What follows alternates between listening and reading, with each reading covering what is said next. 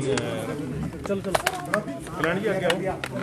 Sir, आज ई taxi किस तरह से देख रहे हैं और कितना लाभ?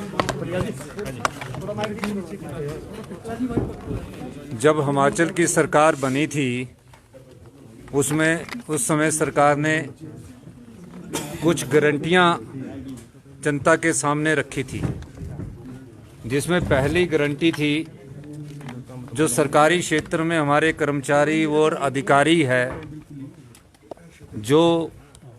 जिन्होंने हिमाचल में विकास की गाथा लिखी है, उनको ओल्ड पेंशन स्कीम देने की हमारी पहली गारंटी थी, जिसको हमने पूरा किया।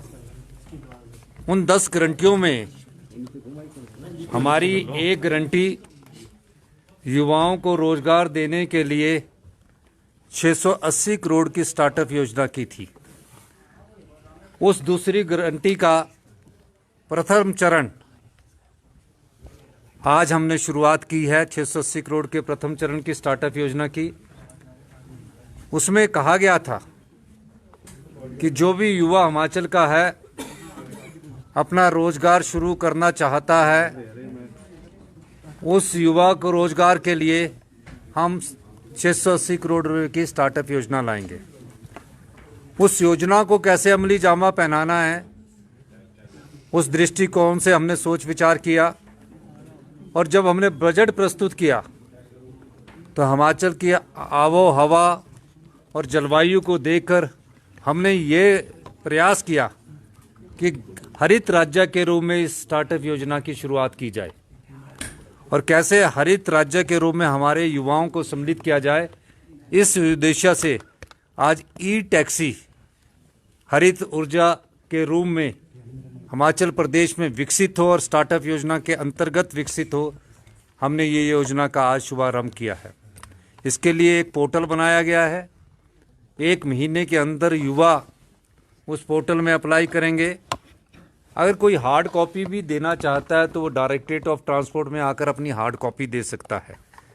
और 20 दिसंबर के बाद जितने भी युवा हैं जो 23 साल की उम्र पार कर चुके होंगे, उनको इस स्टार्टअप योजना के अंतर्गत जोड़ा जाएगा। और अगर जो टैक्सी है, अगर वो ई टैक्सी लेता है और ई टैक्सी अगर 20 लाख रुपए की आती है, तो उस 20 लाख रुपए में स्टार्टअप योजना के तहत हम उन्हें 50% सब्सिडी के तौर पर 10 लाख रुपए की अनुदान देंगे। अब 10 लाख रुपया तो सरकार से मिला, टैक्सी की कीमत रहेगी 10 लाख रुपया। उसको कैसे 10 लाख को वो आने वाले समय में अपने स्वरोजगार से जोड़ेगा और अपने परिवार का पालन पोषण करेगा। उसके लिए भी सरकार ने एक नीति लाई कि जितने भी विभाग हैं, उन विभाग में फेज वाइज ई टैक्सी के माध्यम से उन टैक्सियों को जोड़ दिया जाएगा और सरकार की तरफ से उसके पास एक अश्योर्ड इनकम होगी। और जिस रेशो पर वो गाड़ी आई होगी, तो उसको 40,000 रुपया या जितना भी उसके हिसाब से पैसा बनता होगा, वो उस पैसे को उनको हर महीने सरकार की तरफ से उपलब्ध करवाया जाएगा। वो सरकार में भी अपनी टैक्सी लगा सकता है और अपनी प्राइवेट भी टैक्सी को जोड़ सकता है। इस दृष्टिकोण से जब वो स्टार्टअप योजना के तहत आएगा, तो जब अपनी मार्जिनल मनी वो 10 लाख में 1.5 लाख या 1 लाख देगा मान लीजिए, तो उसको कोलैटरल नहीं देना पड़ेगा। वो जो उसको देना पड़ता है कोलैटरल की अपनी अपना ज़मीन दो, अपने मकान के कागज़ दो, वो कुछ नहीं देना पड़ेगा। उसको सीधा ई टैक्सी का परमिट जारी होगा। और जो हमारा लेबर विभाग है, वो उनको बैंक से भी फाइनेंस की सुविधा प्रदान करेगा। उस बैंक के लोन की कंडीशंस को हम कम करने जा रहे हैं। इस दृष्टिकोण से जब उनके पास ट्रांसपोर्ट डिपार्टमेंट ई टैक्सी का परमिट जारी कर देगा, वो युवा लेबर विभाग में आएगा, अपनी रजिस्ट्रेशन करवाएगा और बैंक की सुविधा हमारा लेबर विभाग और सब्सिडी की सुविधा हमारा लेबर विभाग उनको उपलब्ध करवाएगा। ये पहले चरण की स्टार्टअप योजना है। दूसरे चरण में हम किस प्रकार हिमाचल हरित राज्य बने, सोलर से संबंधित दूसरी योजना ला रहे हैं, जिसमें निजी ज़मीन पर जब उनकी अपनी निजी ज़मीन पर अगर कोई 3 बीघे में अपना सोलर पावर प्रोजेक्ट लगा रहा है, उसकी योजना को भी हम मूल रूप दे रहे हैं और जल्दी ही वो स्टार्टअप की 680 करोड़ की दूसरा चरण भी हम यहाँ शुरू करेंगे। तीसरे चरण में हम कृषि से संबंधित स्टार्टअप योजना ला रहे हैं, जिसका कि बजट में हमने व्याख्यान किया है कि जो मछली उत्पादक है उनको हम 90% की सब्सिडी देंगे। इस प्रकार ये सारे कंपोनेंट जो है हिमाचल की जलवायु से जोड़कर, हिमाचल की कृषि से जोड़कर, हिमाचल के युवाओं को स्वरोजगार की दृष्टि से जोड़कर ये स्टार्टअप योजना बनाई गई है, ताकि हिमाचल का युवा अपनी जेब में कम से कम महीने में 40 से 50 हज़ार रुपया डाल सके और अपने परिवार का पालन पोषण कर सके। ये हिंदुस्तान की पहली ऐसी योजना है जिसका शुभारंभ आज हमने इसका शुभारंभ किया है। इसके अलावा अब सवाल ये पैदा होता है कि जो टैक्सी लेगा उनके ई चार्जिंग स्टेशन कैसे होंगे। तो तकरीबन 17 जो हिमाचल प्रदेश के विभिन्न जिलों में आईयूसी, भारत पेट्रोलियम या एचपी पेट्रोलियम के जो पेट्रोल पंप लगे हैं, 1-2 महीने में वहाँ ई चार्जिंग स्टेशन हर डिस्ट्रिक्ट हेडक्वार्टर्स में लग जाएंगे।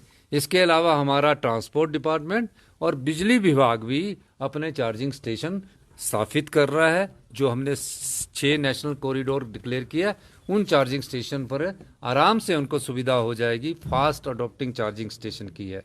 तीसरी बात, हिमाचल कैसे 2026 में ग्रीन राज्य बने, उस दृष्टि से पहले फेज में हम 300 इलेक्ट्रिकल बसेस ले रहे हैं और आने वाले 3 सालों में हम 1500 इलेक्ट्रिकल बसेस HRTC में सम्मिलित करेंगे, क्योंकि ई बसेस की उपलब्धता भी होनी चाहिए। हमने बजट रखा है, उस ई बसेस की उपलब्धता के आधार पर जितना जल्दी होगा उतना जल्दी हम HRTC को पूरे को ही इलेक्ट्रिकल में जो 3000 के करीब बसेज है कन्वर्ट कर देंगे। इसके अलावा हमने ये भी कहा है कि जो निजी बस ऑपरेटर है उसके भी हमने 107 बसों के परमिट जारी किए, जिसमें 24 इलेक्ट्रिकल बसेस है। उन 24 इलेक्ट्रिकल बसेस की कीमत अगर कोई प्राइवेट लेना चाहता है, अगर 1 करोड़ की इलेक्ट्रिकल बसेस है तो उसका 50 लाख रुपया सरकार उपलब्ध करवाएगी। वो इलेक्ट्रिकल बस अपने आप खरीदेगा, 50 जैसे ही वो बैंक से लोन लेगा हमारा 50 लाख रुपया उसके अकाउंट में चला जाएगा। पहले चरण में हमने 24 बसों का इसको सम्मिलित किया और आने वाले समय में जैसे जैसे ही लोग इलेक्ट्रिकल गाड़ियों की तरफ जाएंगे और हम उनको सुविधा प्रदान करते जाएंगे। धन्यवाद।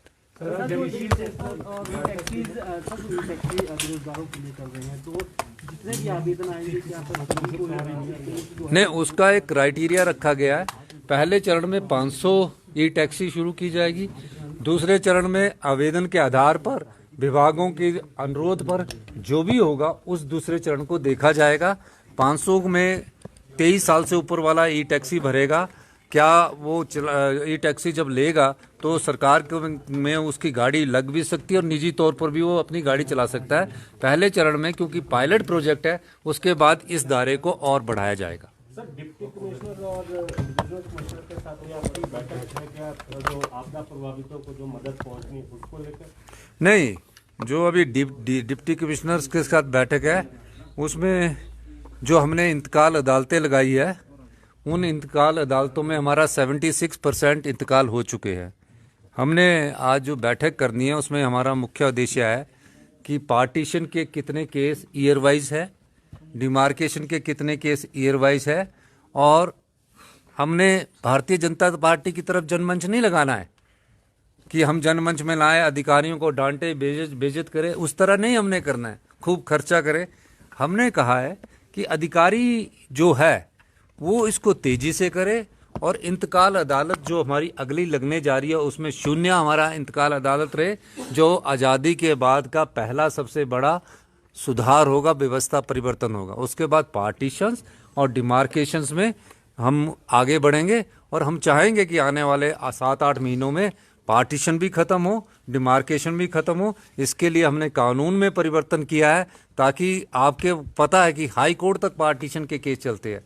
कहते हैं कि पोते के समय के दादे के समय के पार्टीशन के केस चल रहे हैं और पोते के समय तक पूरा नहीं होता है। तो हम चाहते हैं कि किसी भी हिमाचल के समाज को, हिमाचल की जनता को किसी प्रकार की दुविधा का सामना ना करना पड़े, इस दृष्टिकोण से आज ये बैठक बुलाई गई है। स्टोन क्रशर पर कोई फैसला लिया? स्टोन क्रशर पर हमने माननीय उद्योग मंत्री को जो हमने डिजास्टर के तहत एक हाई पावर कमेटी बनाई थी, उस कमेटी ने फैसला लिया और ब्यास बेसिन में जिसमें कुल्लू, मंडी, हमीरपुर, कांगड़ा के जो स्टोन क्रैशर्स थे उसमें 131 के करीब स्टोन क्रैशर पाए गए। 3 स्टोन क्रैशर ऐसे थे जो नहीं चल रहे थे, लेकिन जब हाई पावर कमेटी ने हर स्टोन क्रैशर में जाकर देखा तो हमने ये पाया कि 63 स्टोन क्रैशरों के पास वैलिड लीज ही नहीं है। तो जिनके पास वैलिड लीज नहीं है तो वो स्टोन क्रैशर चल कैसे रहे थे? किस प्रकार पिछली भारतीय जनता पार्टी की सरकार ने आंखें मूंद रखी थी? हमें तो बने हुए अभी 11 महीने ही हुए।